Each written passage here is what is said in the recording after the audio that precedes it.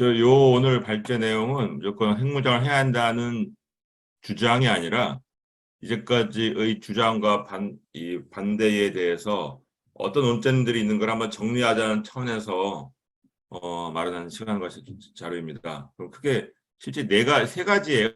크게 이슈는 과연 이 북핵 위협의 실제성에 대해서 억제 수단이 핵무장을 대체할 대안이 있냐. 둘째가 이 핵무장은 가능한 일인가? 그리고 이것을 방해하는 대단한 요인은 무엇인가? 마지막으로 평가는 이 핵무장이라는 걸 어떻게 봐야 하는가라는 거에 대한 큰 네 가지 쟁점을 한번 다루고자 합니다. 그러다 보니까 이 검토의 주요 내용은 핵무장 반대론자 내지 회의론자들 입장에서 이것이 과연 어려운 일이고 과연 안 된 일인가를 거꾸로 검토하는 방식으로 접근되었습니다. 우선 북적 위험 실제성에 대해서는 잘 알고 계시니까 자세한 말을 하지 않겠습니다. 다만 올 9월 달 핵무기 보유와 운영에 관한 법률 공포 자체가 북한이 핵 사용을 지도자의 정치적 결단뿐만 아니라 법제화함으로써 그 상황과 조건이 맞으면 언제고 핵무기를 쓰겠다는 것을 진일보 발전시킨 어마어마한 일이죠. 그 이후에 실제 그 전후로 7차 핵실험이 있을 거라는 것을 주고 왔던 건데 아직까지 안 하고 있는 것이 북한이 갖고 있는 마지막 카드라 보아집니다. 두 번째, 그렇다면 핵무장은 과연 가능한 일인가? 우선 기술적으로 가능한가? 여기는 크게 이제 이론적 검토와 실질적 검토가 가능한 건데 크게 그 핵무장은 두 가지가 있어야 가능한 겁니다. 원료, 핵물질 원료 확보와 기술의 확보. 예, 실제 여기서 실은 많은 의견이 아니거든요. 근데 결론 말씀드리면은 원료는 얼마든지 조달 가능하다. 왜? 우리나라가 실제로 우라늄 광산이 있거든요. 당연히 북한도 있고 그 뭐 비공적으로는 북한의 우라늄 광산량 보유량이 뭐 전 세계 2위라는 말도 있고, 근데 보통 5위권에 드는 걸 보고 있거든요. 다만 대한민국은 현재 채굴 중인 광산은 없습니다. 그러니까 공적으로는 우라늄을 갖고 있지 않은 셈이죠. 그러나 충북 일대에 있는 것은 다 알려진 거고요. 그리고 이미 보유 중인 핵 연료만도 뭐 10,000톤 가까이 되고, 이거는 추출은 가능하다. 그리고 문제는 기술의 문제인데, 기술은 실제로 제철 시절만 갖추면 되는 거고요. 실제 이 핵무기의 개발 메커니즘이 대단히 어려운 기술이 아니에요. 이미 1950년도에 이미 끝난 기술이에요, 사실은요, 이 기술이. 실제 오늘 핵 기술의 핵심은 핵 원료를 둘러싼 기술이 아니라 핵 방제 기술이에요. 즉, 방사능을 퍼지지 않도록 얼마큼 잘 효율적으로 막느냐가 기술의 핵심이지, 이 우라늄 광산에서 우라늄을 추출해서 핵무기로 만드는 과정은 굉장히 높은 기술이 실은 아니에요. 그러니까 하이테크놀로지가 아닌 거죠. 실제로. 실은 아주 옛날 기술인 거거든요. 그리고 그것을 발달시킬 새로운 건 없는 거고. 그러니까 가끔 이 새로운 우라늄 기술 나온다는 거는 어떻게 전광을 효율적으로 할 것이냐 뭐 이런 얘기인 것이지, 실제로 이 핵 무기를 만드는 기술 자체는 굉장히 전야의 기술이다. 문제는 전혀 기술적으로 문제된 건 아니다. 이 말씀인 거고요. 다만 우리나라에 있어서는 굉장히 중요했던 게 1992년도에 있었던 그 한반도 비확산 조치, 비확산 선언, 요거예요. 뭐 여기도 나중에 썼습니다만은 그 이 핵주기 완성, 즉 채굴에서부터 재처리까지 요 일련의 사이클을 그 핵주기라고 하는데, 우리나라는 스스로 여기에서 마지막 고리를 잘랐어요. 스스로. 즉 그거는 재처리를 하지 않겠다라고 선언한 거예요. 그게 이제 1992년에 도태우 대통령 당시에 한반도 비핵화 선언, 이 비핵화를 물리적으로 불가능하게 만드는 것이 재처리를 하지 않는다. 이 부분이었거든요. 그래서 그때 당시는 한국이 주도적으로 이 한반도의 비핵화를 주도하자는 차원에서 뭐 노태우 대통령 밀어붙인 거였는데, 그, 그 당시에 이제 요거를 강력하게 그럼 안 된다라고 주장하고 나온 분이 그 당시 국방용 카이다에 계셨던 김태호 박사. 예, 그분이 그 당시에 이제 핵 주권론이라는 말을 꺼내면서 이거 그러면 안 된다. 국익에 반해하는 거다. 왜냐하면 실제로 원자력 기술 갖고 있는 나라에서 제철을 하지 않은 채 쌓아만 두겠다는 얘기냐. 안 된다. 라고 강하게 이제 주장하면서 그 당시 40대 김태호 박사가 카이다에 쫓겨나기도 하고 많이 불이익이 있었죠. 뭐 이명박 정권 때 통일연구원장으로 활약에 복귀했었으나 또 불미스러운 일로 또 자리를 못 지켰고, 하여간 그런 그런 히스토리가 있는 그런 일이었습니다. 그리고 그 당시만 하더라도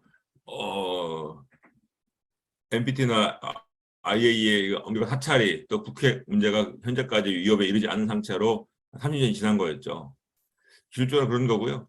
결국 이게 지금 제가 김태 박사 얘기를 미리 했습니다만은 이게 핵무기의 확보는 기술적 문제가 아니라 정치적 문제거든요. 사실은 이게. 왜냐면은 억지란 것 자체가 사람 심리가 관한 거지 기술적으로 막는 게 아니잖아요. 억지란 거는 결국 상대국, 적국의 활동, 핵사용 가능성을 사전에 심리적으로 못하게끔 하는, 그러니까 이 억제 이론의 가장 대표적인 소재가 쓰이는 것이 핵무기거든요. 그러니까 여기서 이제 한국의 핵무장에 대한 반대론자 가장들이 한 얘기는 이거 하게 되면은 사실 불가능해요. 왜냐면은 첫째 쉽게 말해서 이제 한국 핵무장 반대가 좌파 진영에서 결국 나올 수밖에 없는 거는 중국과 북한을 자극하여서 얻는 이익이 없다. 또한 한국의 대의존도가 65% 이상 되는 나라에서 미국과 EU의 수출 제재가 분명히 있을 것이다.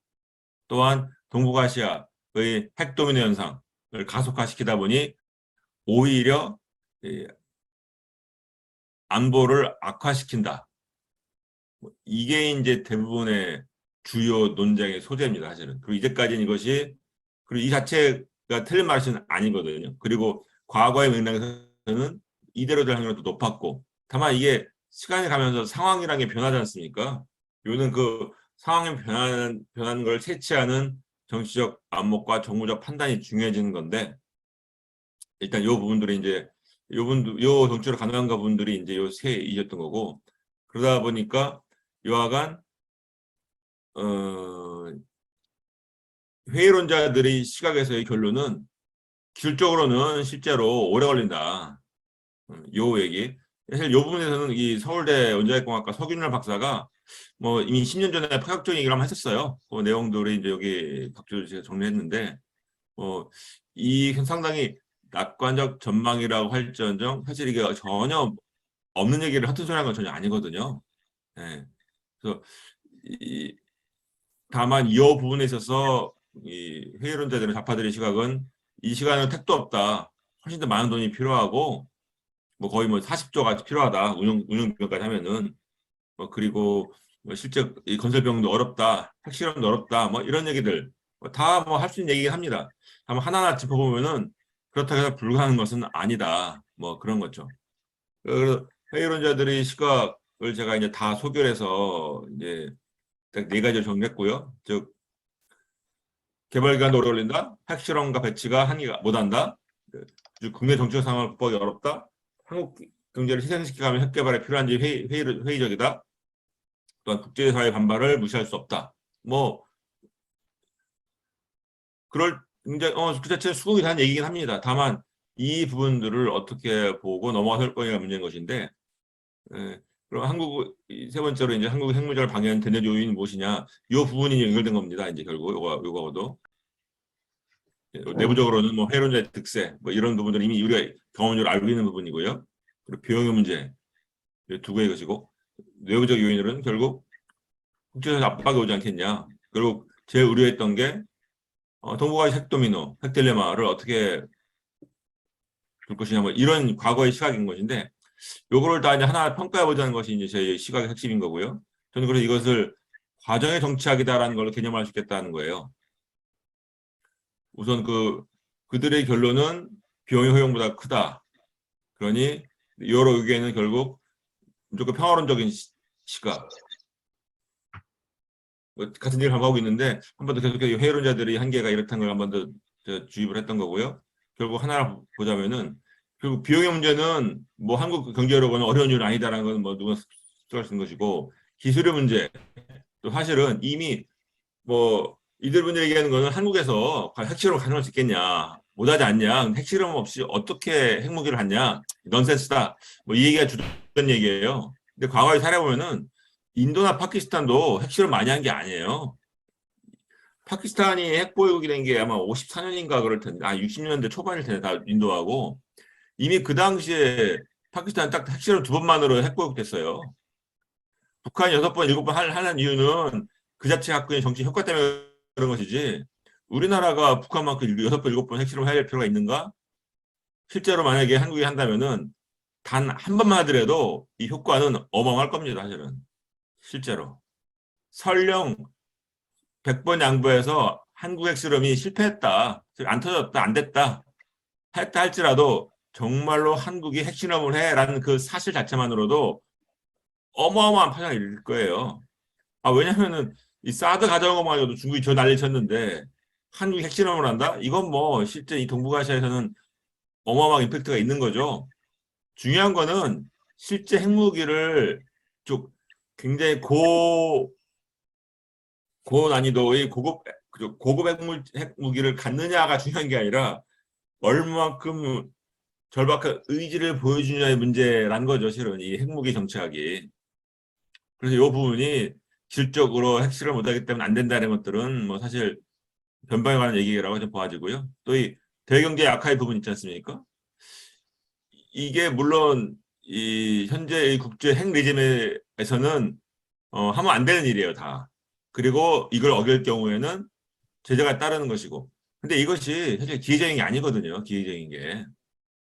그리고 현재까지는 민주주의 국가가 다른 민주주의 국가를 경제 제재한 실행한 사례를 저는 알지 못합니다, 아직은. 또한 이 경제 제재 자체가 이코노믹 생션 이 자체가 굉장히 정치적인 판단이고 정치적인 결정이지 경제적인 게 아니거든요. 그리고 이미 현재 오늘날 2023, 22년도에 대한민국은 30년 전인 1980년대 한국하고는 또 엄청나게 다른, 그리고 이미 미국이 추구하는 세계 공급망, 이 핵심, 핵심 체인, 그 가치 체인에서 빼놓을 수 없는 파트너이기도 하고요. 이런 대관계의 변화도 상당히 고려해야 한다는 건데, 이 핵 무장 반대론자들은 그 부분에서만큼은 과거의 시각에서 한국의 경제 제재 받고 뭐 그럼 어렵다. 이미 뭐 사드 때 중국이 한 걸 봐라. 근데 만약에 미국과 EU 같은 민주국 서방 체계에서 한국을 제재하면 어떻게 되겠냐? 망한다. 뭐 이렇게만 보고 있는데 과거의 한국이 아니죠. 지금은. 그리고 이미 지금의 한국의 절박함은 이미 7차에 거의 가까이 온 북핵의 임박한 위협에 대한 절박함의 표현이지, 뭐 과거 중국과 일본을 상대로 우리가 핵무장 필요하겠다 뭐 이런 차원은 아니잖아요. 그러니까 물론 가능한 얘기다. 그리고 결국 이거는 미국을 압박하는 하나의 정치적 수단이다라는 거죠. 그렇기 때문에 뭐 실제로 저는 여기 정치 설득의 문제로 딱 한마디 썼습니다만은 이 결국은 이게 정치의 문제인 것이지 경제와 기술의 문제는 아니다는 건데, 그 누구도 정치의 문제로 바라보진 않는다는 게 한계다. 회의론자들의 한계다는 겁니다. 그리고 그들에게 가장 큰 우려가 네 번째, 한미동맹 균열의 우려인 것인데, 이것이 기존 미국의 비핵화 정책과 충돌한다라고 보고 있는 거거든요. 근데 꼭 그렇지 않아요. 미국 정책이라는 게 변하는 거거든요. 그리고 미국은 항상 이 세계의 가버넌스를, 즉 특히나 이 핵과 안보에 관해서는 양자 정책, 양대 동맹으로 관리해왔지 다자 동맹을 한 적이 없어요. 그래서 미국은 한일 동맹, 한미 동맹, 미일 동맹 이런 식으로 각국과 함께 이 협정을 맺어온 거거든요. 그 언제나 그러면 당연히 그렇고요. 그러니까 여기 얼마든지 이것 또한 상황 변할 수 있다. 더구나 지금은 이미 미국 자체 내에서 한국의 핵 무장을 공개적으로 논의한 지가 한 5, 6년 됐어요. 이미 이게. 뭐 너그밴더 같은 사람은 이미 1910년도에 이미 이 주장을 했었던 거고. 근데 다만 차이가 있다면은 미국이 한국 생각해서 야 이거 핵무장 하게 해줘야 돼 이런 게 아니었다는 거죠. 당연히 이거는 이 관점이 되게 중요해요. 다섯 번째가 이제 동부 핵 딜레마, 핵 도미노 우려인데, 뭐 마치 과거 일본 핵무장하면 절대 안 될 것처럼, 뭐 대만 핵무장하면 안 될 것처럼 막 그런 건데, 거꾸로 지금 와서 보면은 왜 안 돼요? 네, 이제 바뀌었다는 거예요. 제가 전체 얘기는 과거에는 일본과 대만의 핵무장 시도는 세계 핵전쟁의 위험을 높여주고 동북아의 안보를 아주 심각하게 위협한다는 얘기의 기존 시각인 것인데 거꾸로 지금 와서 보면은 뭐가 그런 얘기죠. 일본이 핵무기를 가진 게 한국한테 위협이 될까요? 정말 이게 결국은요. 이게 핵무기란 게 인식의 문제, 사람 심리의 문제, 인식의 문제인 거거든요. 물론 그러니까 문정권이 지난 5년 동안 한 일이 아주 일본과의 반일 프레임을 강력하게 조정해서 어떤 정치적 홍위병들을 많이 만들어냈으나 현실적으로 과연 일본과 중국 누가 한국 입장에서 누가 우리 편이라 했다면 누가 우리 편일까요? 하여 과거에 똑같이 잘못한 걸 떠나서 과연 현재 시장에서 어떠냐 다시 볼지 않겠냐. 그럼 어차피 세계가 냉전 체제가 깨가지고 바뀌었다더라도 중러 북 한미 일의 이 틀은 변하지 않고 부분적으로는 중미 또한 러미 이 대립축은 여전한 것인데 그러면 딱 심플하게 중국과 미국의 양대택일 상황에서 한국은 어디를 선택할까? 어디를 선택해야 되는가? 그것이 일본의 입장에서 만약 우리가 일본이에요. 현재 일본의 입장에서 중국과 미국 중 택일하라면 어디를 할 거예요? 당연히 미국이에요. 우리가 아는 얘기잖아요. 일본이 중국 줄에 서겠냐고요. 당연히 미국 줄이지. 한국은 요 사이에서 애매하게 그동안 이 노무현 시절부터 이 균형자론이라는 그 말도 안 되는 얘기부터 해가지고 왔습니다. 물론 그 당시의 시각으로 또는 충분히 이상적으로 한국이 중간에서 고슴도치 역할을 하자. 이상적이죠. 이상적이에요. 그리고 그런 이상적 역할은 실제로 이 부국강병 없이 되지 않거든요. 네, 되지 않거든요. 근데 지금 상황에서는 거의 뭐 중간에서 끼인 새우가 되었지 중국에서 인정받는 것도 아니고 미국에서 인정받는 것도 아닌 그 긴 10년의 세월을 보내왔지 않습니까? 그리고 제일 중요한 거는 이미 오래전부터 인정해온 바는 한국이 중국에게 존중받는 유일한 길은 한국이 미국의 강력한 우방이라는 것이 알려질 때에 중국으로부터 존중받았지 미국으로부터 떨어져 나온 한국은 절대 중국으로부터 대접받지 못한다. 이게 그동안 사실이에요. 근데 이 불편한 진실을 외면한 채 왔죠. 그래서 실제로 이 핵정치란 건 그 네 카테고리예요. 이 핵에 관련 정책은 제가 네 가지인데 이거 사실 제 얘기 아니고 김태호 박사들 했던 얘기예요. 이거 사실은 요거. 이 네 가지 카테고리가 결국 핵을 둘러싼 전 세계의 정치의 그 네 분야다. 건데 결국 보시면 딱 직관적으로 아실 수 있는 거예요. 과거 냉전 대치 시절에는 동서대결 당연히 미국과 소련 동서대결. 남북 갈등은 결국 핵 가진과 못 가진 자. 왜 지금의 국제 핵 레짐은 핵을 못 갖게 한 거거든요. 그 축이 그 핵을 세 가지예요. 절대 핵무기는 갖지 마라. 이게 IAEA와 NPT의 가장 강력한 목적이거든요. 대신에 핵은 평화적 이용을 허락해 줄게. 그리고 이미 가진 자들끼리는 핵 군축하자. 이 세 가지가 이 핵 레짐의 세계 큰 축이에요. 이 세 개가. 이 세 가지가 큰 축이란 말이에요. 그러니까 요거는 즉 북한 핵 개발은 남북 갈등이 유형인 거예요. 핵이 없던 북한이 핵을 가짐으로써 핵 가진 핵 보유국과 어깨를 나란히 하고 싶은 욕구. 남북 갈등. 이 북북 경쟁이라는 거는 어차피 핵을 갖고 있는 미국과 캐나다, 영국 또 우리까지도 이 두바이나 사우디의 즉 중동의 원자력 원전을 수출하고자 하는 것. 경쟁하는 건 우리가 프랑스와 우리가 경쟁하잖아요. 북북 갈등이라 경쟁을 설명한 거고 남남 불신이라 했던 얘기는 결국 9개 나라 외에는 핵 가진 나라가 없는데 누가 먼저 갔느냐 그 문제인 거예요. 결국 여기에 성공한 나라가 인도, 파키스탄, 이스라엘, 이제 북한까지 간 거죠. 실제로 북한 핵을 이미 그 CIA는 북한에게 뭐 60개 있다고 보고 있고요. 그 스톡홀름 그 국제안보연구소는 한 45개 보고 있어요. 보고 있기는.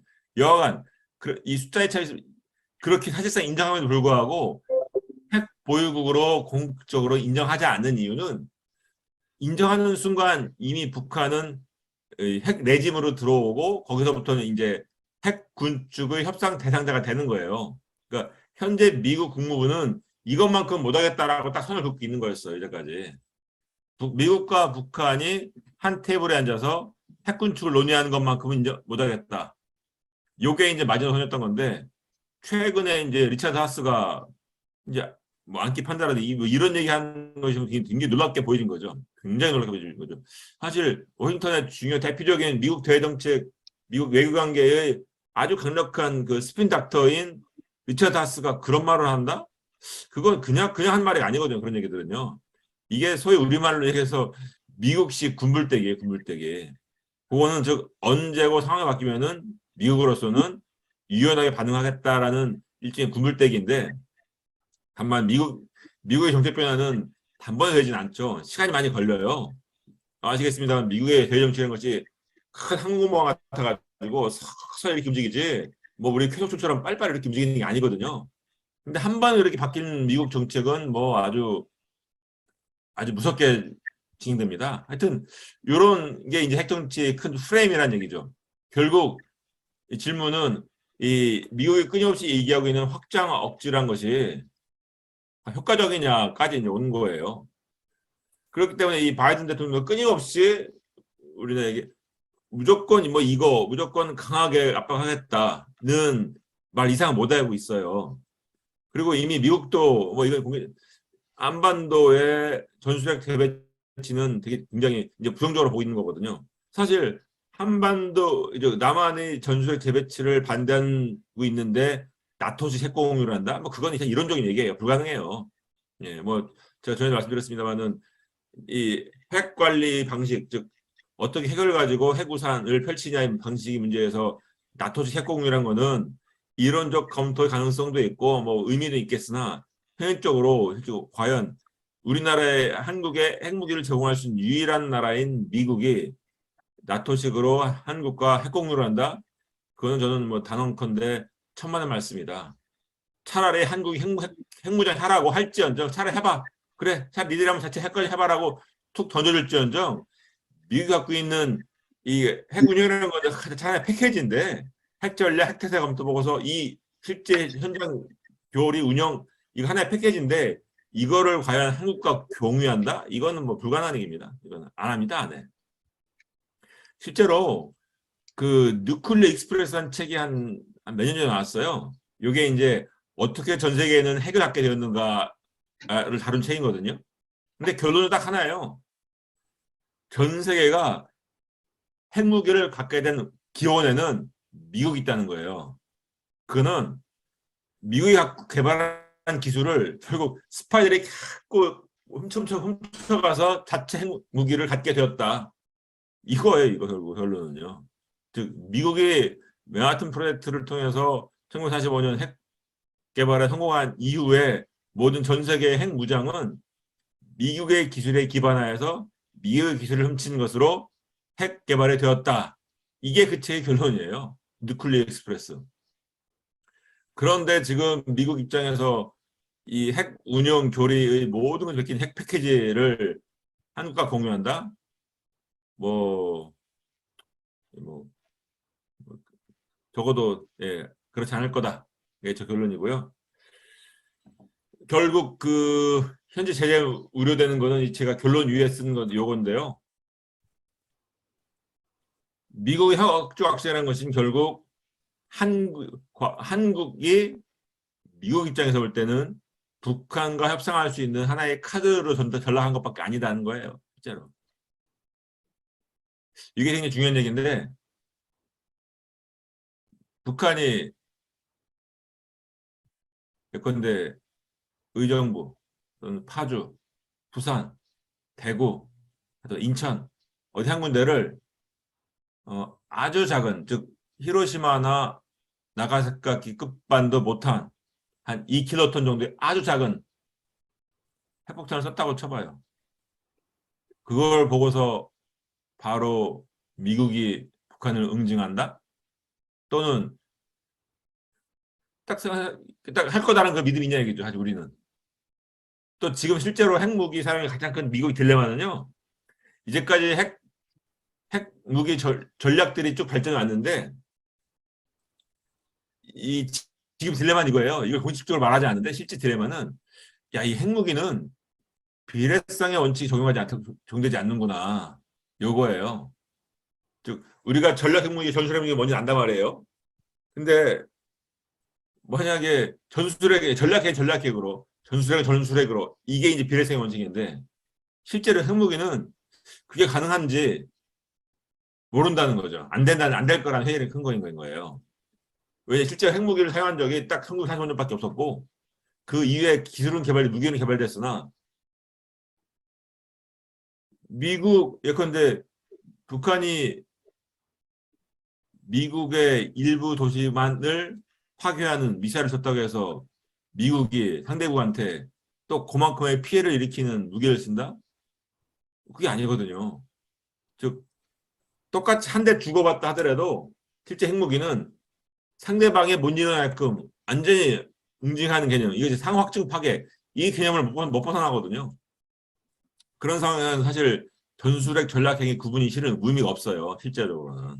더구나 이 미국과 서로 강대국사에서만 그또이 핵무기의 투할 수단이 서로 미사일이 주력인 데서는 다 가능한 얘기나 이 약소국들, 이 작은 나라들이 갖고 있는 핵무기의 소위 레벨, 강도의 높낮이가 실제로 핵 전력의 다양화, 전술의 다양화로 이끌 수 없다는 거죠. 그냥 핵무기는 쓰기 위한 무기가 아니라 갑속에 든 칼 같은 거예요. 그냥 상대방이 못하게 만드는. 근데 북한이 수소폭탄이 있들 또는 아주 너티범이 있든 한들 수소폭탄을 갖고 있으면은 공격을 못하고 낮은 단계에 있으면 공격할 수 있고 뭐 이렇게 비례적으로 할 수 있는 게 아니라는 얘기인 거죠. 제가 여기 굳이 세계 핵개발술에 쓴 서학대 견해를 정리한 이유는 아마 이거 못 보셨을지 모르겠는데 결국 이 얘기들이 핵이 처음 개발할 때 옛날에 나온 얘기들이에요. 사실은 이게 다 오래된 얘기예요. 사실은. 근데 이미 오래전에 한 얘기가 여전히 지금도 유효하지 않냐. 그때 그 당시에 한스 모게스라든가 심지어 흐르츠초프 이들이 갖고 있던 핵무기에 대한 고민과 통찰은 여전히 지금도 유효한 거인 거고 그리고 이런 사고가 실제 핵평화운동의 기반이기도 하거든요. 사실은요. 자 이제 여기서 출발하는 것이 결국 이제 우리는 과연 어떻게 할 수 있는가의 문제로 이제 되어지는 거고 제가 이제 섞어서 말씀드렸습니다만은 결국 그 아까 지금 말씀드린 건 이제 핵전력은 비례원칙이 불가능하다.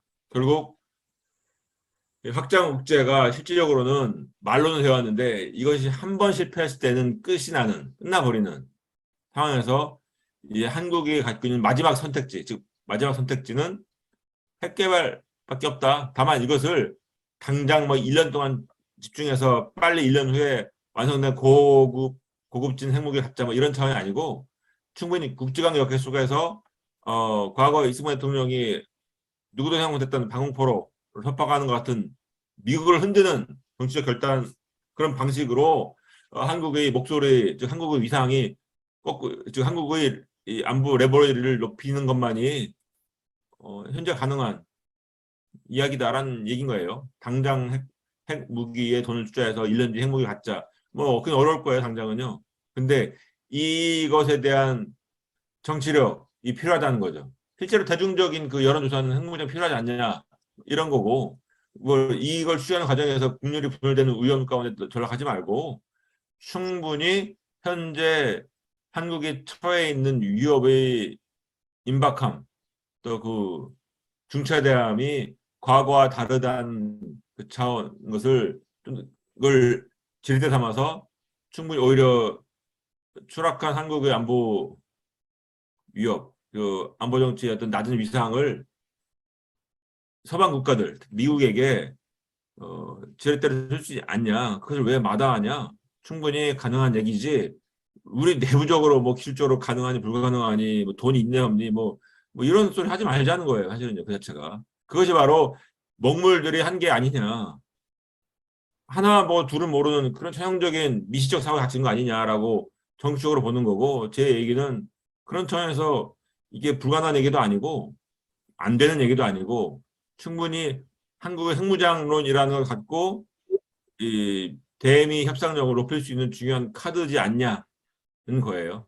그리고 이미 근데 한국은 이미 사드 문제만 가지고도 이미 중국에게 뭐 유야무야했던 전력 때문에 더 어려울 것은 확실하나, 오히려 한국이 진짜 그 당시 좌파 정권이 말했던 고슴도치론, 이 고슴도치에게는 이 가시가 있기 때문에 한 방 있었던 건데, 아니 지금 한국에 갖고 있는 가시는 뭐가 있냐 얘기죠. 실제로 없어요.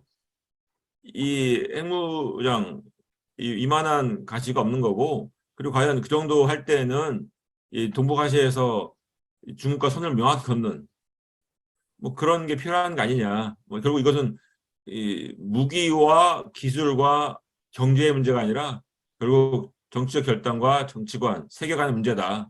뭐 이것이 이제 어 남한 핵무장, 한국 핵무장, 또 핵무기를 둘러싼 모든 담론의 핵심이다라는 것이 결론되겠고, 이것을 이미 간파했던 이가 드골이에요. 이미 뭐 많이 알려진 얘기입니다만, 파리를 지키기 위해 미국은 뉴욕을 희생하겠는가, 이 얘기는 이미 1961년도에 드골이 케네디가 했던 얘기거든요. 물론 이 차도현 박사는 이 자체에 대해서 그 당시 프랑스 상황과 한국이 다르다. 그리고 이미 그 당시는 미소의 어마어마한 경쟁 속에서 유럽이 소련의 위협에 그대로 노출되어 있는 거 아니냐. 뭐 이런 걸 얘기하고 있는데, 그럼 그거하고 지금 우리가 뭐가 달라요? 실제로. 오히려 그 당시에 프랑스가 소련에 노출된 위협보다 한국이, 남한이 북한에 노출된 위협이 더 크다는 거죠. 물론 현실적으로 중국과 러시아나 미국이 설마 북한이 남한을 상대로 핵을 쏘겠냐? 솔직히 그 신뢰가 높기 때문에 실은 이러고 있는 거예요. 적어도 주한 미군이 있는 이 좁은 땅덩이, 오하이보다 작은 이 남한 땅으로 북한이 핵무기를 쓰겠냐? 그러지 않을 거다. 그러지 않을 거란 믿음이 사실은 커요. 솔직히. 그리고 한국은 사실 한국 삼축 체제, 이게 이제 킬체인 한국형 미사일 방어 체계, 대량 응징보 뭐요 세 가지거든요. 요 세 가지가 이제 한국식 삼축 체제라고 이제 계속 국방부가 이제 얘기한 거고, 요거에 이제 작동되었던 건데, 사실상 아직 공식화되지 않았으나 지금 북한의 미사일 역량은 한국의 실체인과 미사일 방어 체계로는 이제 안 돼요. 네, 실은 안 되기가 깨졌어요, 사실은 이거. 북한이 계속 미사일 실험을 계속 해온 이유는, 얼핏 보면 미국은 북한이 자기들 비싼 미사일 재고만 소진하는 거 아니야라고 보일 만큼 55길 썼거든요, 사실은요. 근데 딱 하나예요. 한국이 갖고 있는 이 미사일 방어 체계, 즉 삼축 체제라는 거가 사실은 무력화됐다라는 걸 보여주는 신호예요. 그리고 남은 거는요 딱 하나예요. 대량 응징 보복. 요건 가능해요. 한국이 갖고 있는 재래식 무기로 북한을 응징할 수 있어요. 그런데 적어도 현재 한국 상황으로는 국방 체계, 무기 체계로는 북한의 미사일을 방어하지 못해요. 안 돼요. 지금으로선. 네. 요거는 사실 공식적으로 국방부 인정하지 않았으나 실은 이게 딜레마예요. 이거 어떻게 해야 되는가. 이게 실은 굉장히 큰 얘기예요, 이게.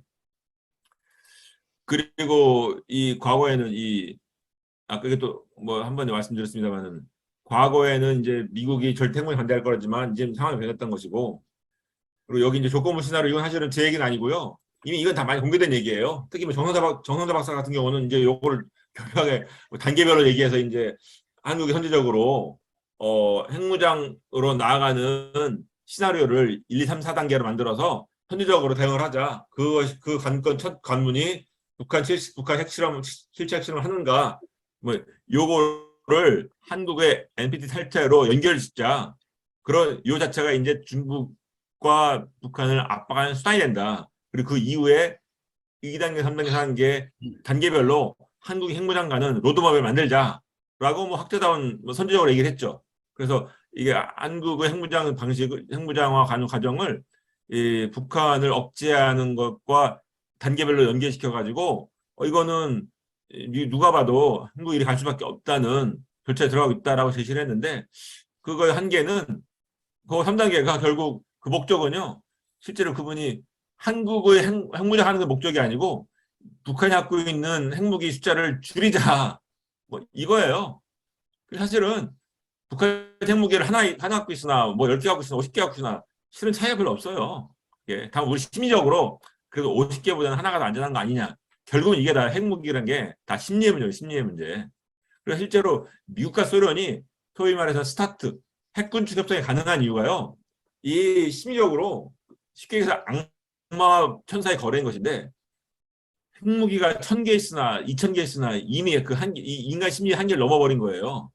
그러니까 이 불필요한 핵무기는 이미 줄이자. 이미 서로 간에 1000개씩 있다면은 이미 서로가 다 죽어. 그리고 이미 이 공포의 한계를 넘어선 거기 때문에 공포의 한계를 넘어서 나머지 잉여 부분은 서로 줄이자. 이 협상이지 핵무기를 아예 다 없애자 이게 아니에요. 사실은요. 미소 간의 이 전략 핵무기 감축 이 구축 협상이. 근데 북한의 핵무기가 50개 있으면 위험하고 10개 있으면 안전하고 뭐 이건 실은 아니죠. 그리고 이 정 박사의 기본 논리도 결국은 궁극적으로는 요 로드맵으로 북한을 협상 테이블을 데려오자. 요거 핵심이 사실은 이 핵심은 요거예요. 근데 북한은 과연 북한 협상으로 핵무기 포기할 거라고 직관적으로 생각이 드세요?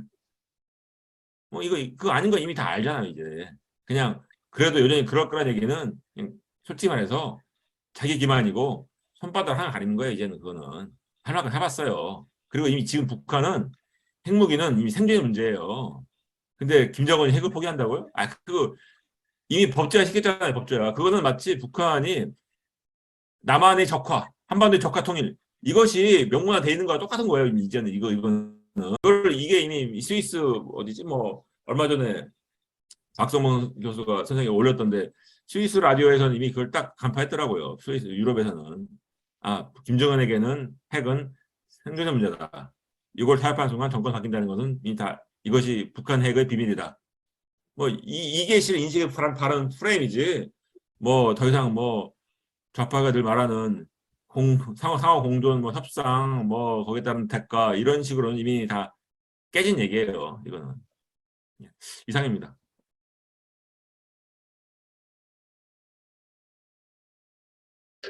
이제 보면 이제 실현 가능성에 대해서 이제 기술적 측면하고 두 번째 정치적 측면으로 나눠서 이렇게 설명해 주셨는데, 기술적 측면에서는 사용 후 핵 연료, 사용 후 핵 연료가 어떤 개념인지는 제가 밑에 이렇게 써놨습니다. 근데 이제 김효준 박사님이 약 한 1만 톤 정도가 있다. 근데 이제 2015년 보니까 14,000톤 사용 후 핵연료가 발생됐다. 그리고 이제 이것이 한 26,000kg의 플루토늄을 제공할 수 있고 4,330개 핵폭탄을 제조할 수 있다고 이렇게 하더라고요. 그리고 이제 우리나라가 만약에 자체 핵 개발을 추진한다면 과연 몇 년 만에 이것을 핵무기를 생산할 수 있을까? 전문가들은 대체로 한 2년 정도 걸린다고 합니다. 그리고 이제 김효진 박사님이 말씀하신 것처럼 예산 문제도 크게 문제 없다 이렇게 말씀하셨는데 확인해 보니까 예산도 핵무기를 개발하는 데 있어서 한 1조 원 드는데 2014년에만 우리가 군사 무기를 해외에서 구입하는데 9조 원을 썼다고 그러더라고요. 그래서 핵무기를 뭐 이렇게 만약 개발할 때 엄청난 뭐 예산이 필요하다, 그건 아닌 것 같습니다. 그래서 기술적 측면에서는 뭐 크게 문제가 없을 것 같습니다. 충분히 우리가 얼마든지 마음만 먹으면 한 2년 내에 핵무장을 할 수 있다. 이렇게 이제 실현 가능성 있다고 이제 저도 이제 보게 되었는데, 이제 두 번째 이제 정치적 측면에서 이제 김효진 박사님도 그렇고 특히 이제 다른 전문가들은 만약에 한국이 자체적으로 핵 개발을 하려고 한다면 일단 먼저 NPT를 탈퇴를 해야 된다. 그리고 두 번째는 미국의 용인이 있어야 된다. 암묵적 동의가 필요하다. 근데 첫 번째 이제 NPT 탈퇴가 그럼 그게 크게 문제가 되는 것인가? 그런데 그렇게 뭐 그것이 엄청난 문제와 되지는 않을 것이다. 왜냐하면 이제 NPT 제10조 1항을 보게 되면 각 당사국은 당사국의 주권의 행사함에 있어서 본 조약상의 문제 관련되는 비상사태가 자국의 지상 이익을 위태롭게 하고 있음을 결정하는 경우에는 본 조약으로부터 탈퇴할 수 있는 권리를 가진다. 근데 이제 저도 개인적으로는 북한이 7차 만약 핵실험을 하게 되면 이것이 정말 이제 비상사태에 준한다고 저도 그렇게 평가하고 있습니다.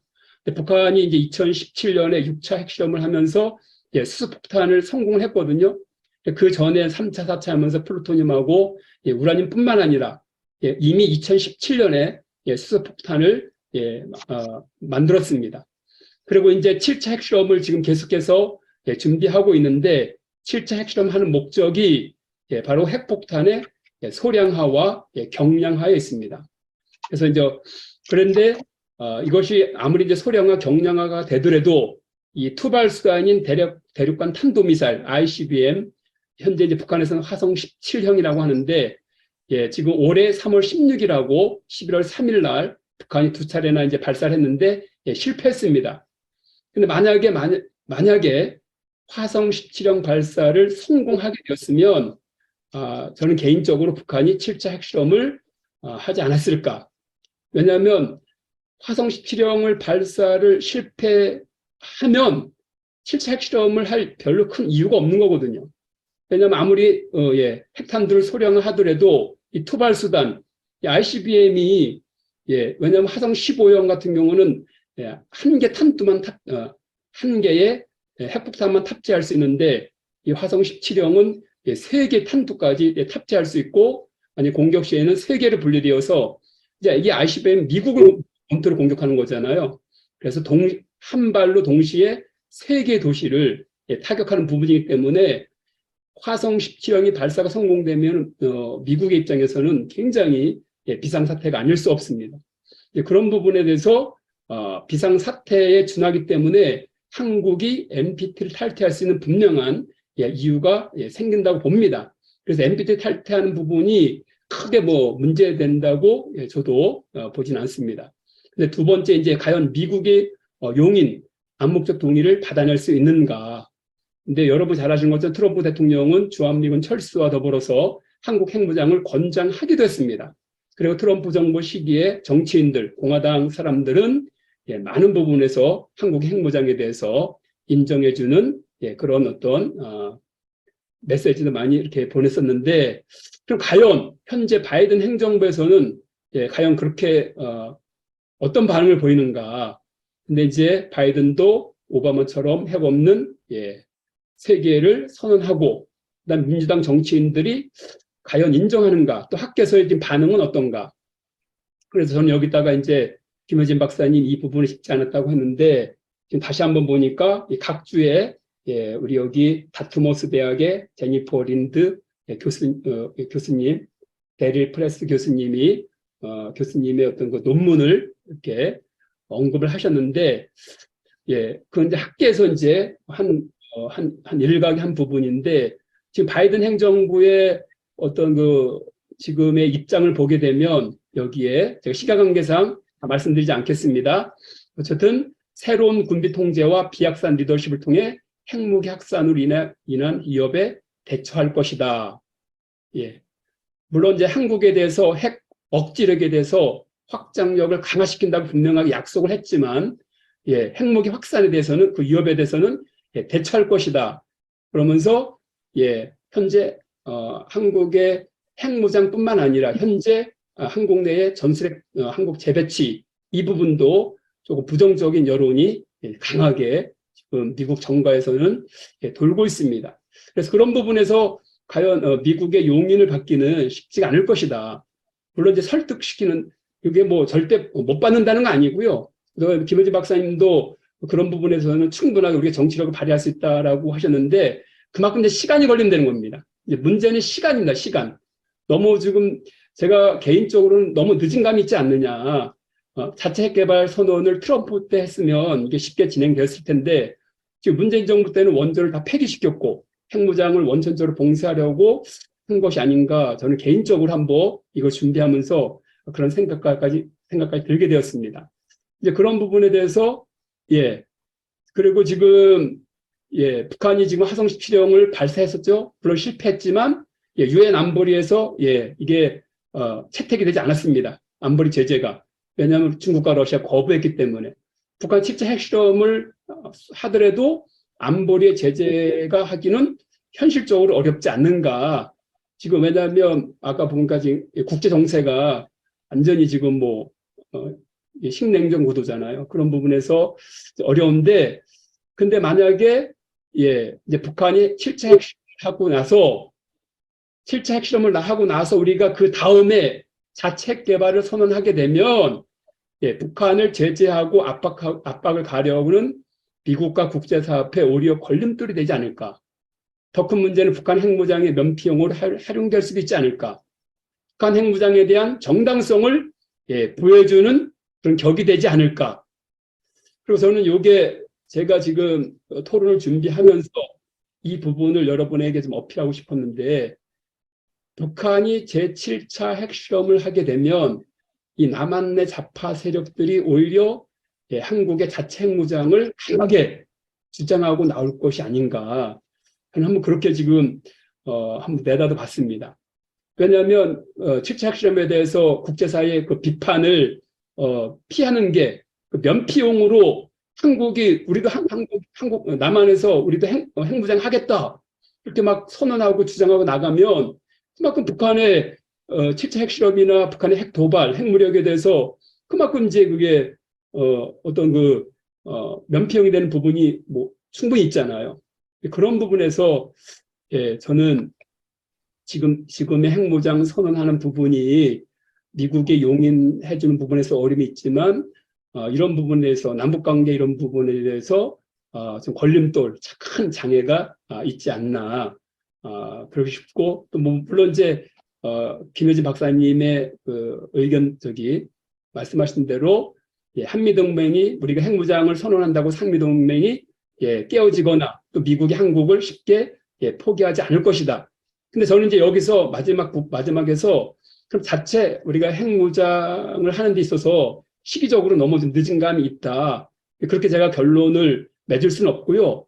핵무장을 선언하면서 그것이 하나의 북한과 중국을 압박하는 카드로 충분히 그건 활용될 수 있다. 그렇게 싶습니다. 왜냐하면 만일 하나 북한이 제7차 핵실험 하게 되면 우리가 NPT를 탈퇴하겠다. 그리고 이제 이것도 정성정 박사님이 뭐 가장 주장하는 부분인데 어쨌든 6개월 후에 북한이 비핵 협상에 불응하게 되면 그럼 한국도 우리도 핵무장 하겠다.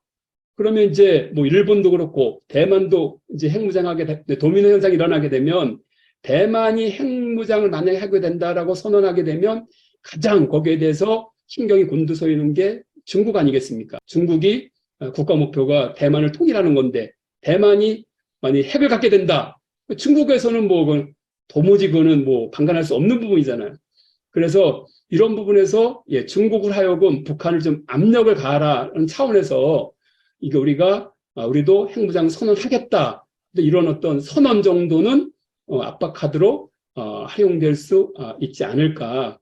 이제 그런 부분이고 저는 뭐 우리 발표하신 김효진 박사님도 그렇고 저도 목회자 한 사람으로서 인류 평화 차원 가운데서 우리가 핵무장 선언뿐만 아니라 정말 자체 핵무장을 하게 되면 일본도 대만도 또 다른 여러 나라도 이렇게 하게 되면 막 핵무기가 많이 각 나라마다 핵무기를 가지게 되는 건데 그러면 핵무기 사용 가능성이 훨씬 높아지게 되고 이러면서 결국은 지구의 멸망도 오지 않을까.